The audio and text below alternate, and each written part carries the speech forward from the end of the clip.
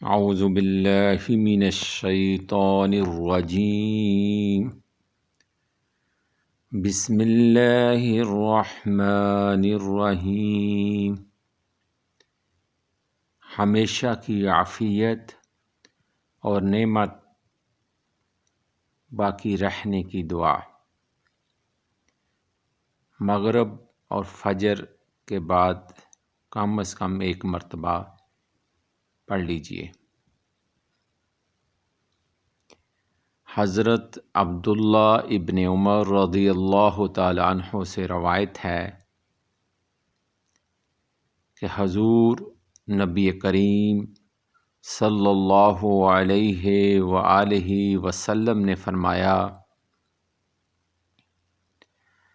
اللہم انی اعوذ بک من زوال نعمتک وتحول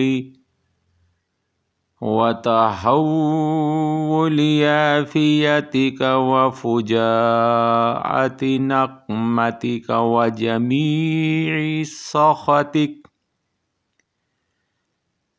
اللہم انی اعوذ بک من زوال نعمتک وتحول عافیتک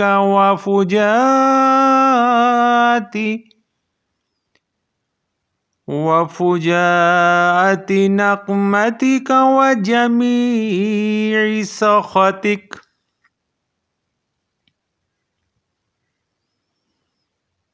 اے اللہ،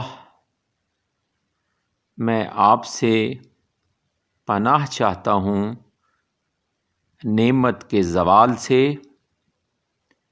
اور عافیت کے چھن جانے سے اور اچانک مصیبت کے آ جانے سے اور آپ کی ناراضگی سے۔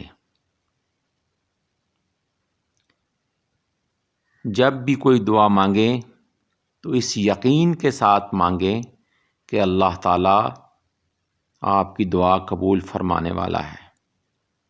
یہ حدیث مبارکہ کا نفس مضمون ہے کہ پورے یقین کے ساتھ دعا مانگے کہ اللہ سبحانہ تعالیٰ سمیع دعوات ہے، آپ کی دعا کو سن رہا ہے اور آپ کی دعا کو ضرور پورا کرے گا اور اس کو قبول و منظور فرمائے گا۔ باقی اس دعا کی بہتری کا وقت کب ہے وہ اللہ ہی جانتا ہے۔